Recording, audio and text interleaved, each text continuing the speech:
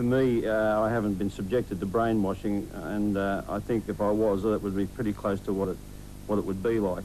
Your resistance being lowered to a point where you start losing sight of your own values and your own convictions, and of course you're being constantly pounded with these ideas from the people that are presenting the show. So everybody take a deep breath. Let it go. Okay. So, in light of all that, does anybody have anything they'd like to share about last night's game? The experience for me was unique. It frightened me. It affected me to the point that for several weeks after the program, I felt that I'd been under an assault. However, I didn't feel that it changed me in any way other than that it shocked me. I did worry and was concerned, and still am concerned, about what happens to some of the people that come away from that course. The course Money and You has been attended by many senior officers within the brigade. Some have derived great benefit from the course, and some have not.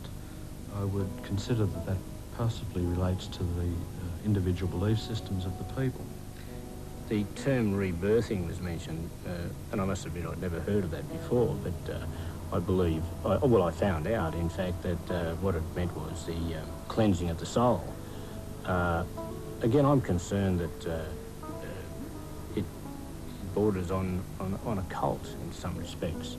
People involved with these seminar-type experiences can have incredible highs, and they can actually have benefits in terms of it. But what I'm worried about is what happens afterward. The people who are able to take the benefit and go on with their life, they're in the best shape. The ones who go on to take the next program, the next program, the next program, look more and more like a destructive cult member. James was one who could not walk away. So what is this? This is the Money and You seminar? Yeah. He went from one course to another. He took it into his business, his family, and sold it to his friends. In the end, his family spent $20,000 having him exit counsel by Stephen Hassan. And if you don't do what they say to do, then what? Then you just keep on trying until you do it. Steve knew so much about me by the time I got to see him, because my family flew him out here. All my friends, business associates, were seen by him, and he knew me. I didn't know him. And within half a day, he had me knowing that it wasn't influence, and these things didn't mean to happen, weren't meant to happen, they didn't need to happen. They'd happened because I was effectively controlled by the use of neuro-linguistic programming on a very intense daily basis. And how closely were you keeping contact with Money and You? It was just part of my life. I wasn't keeping contact with Money and You because I didn't have to. I'd taken some of Robert Kiyosaki's best friends and put them in my business. I had Money and You on tap on a daily basis in my office. I think Australia, from my point of view, is the future. I don't know why I'm here most of the time. You know, it seems like one day I just sort of, 1985, I said, take me, Great Spirit, show me where to go, and I wound up here in Bondi. Okay, so everybody please stand up. Australia is sort of on the cusp.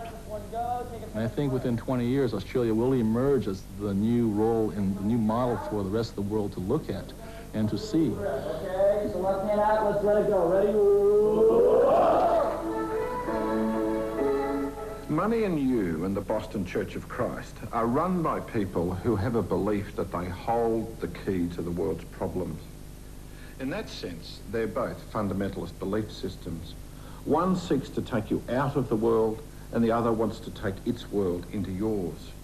For some people, joining these groups is a positive experience. Clearly, for others, it's not. Is it right that the government, through recognition and subsidy, should encourage their activities? And what of people who join and become caught?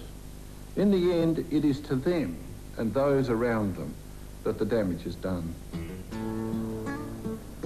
I wasn't told that neuro-linguistic programming would be involved. I wasn't told we are now going to put you in a trance and you will become highly suggestible. That was not said to me. I was a wreck. I was so drained. Didn't know what was right and what was wrong. I just wanted it to be over, and couldn't explain myself. Couldn't think properly. I just wanted it to be over.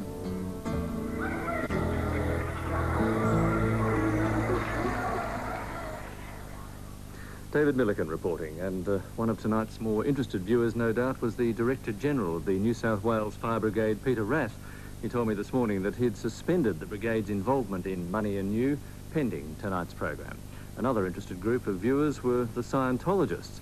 They contacted us to insist that the Church of Scientology has nothing to do with the Money and Due organisation.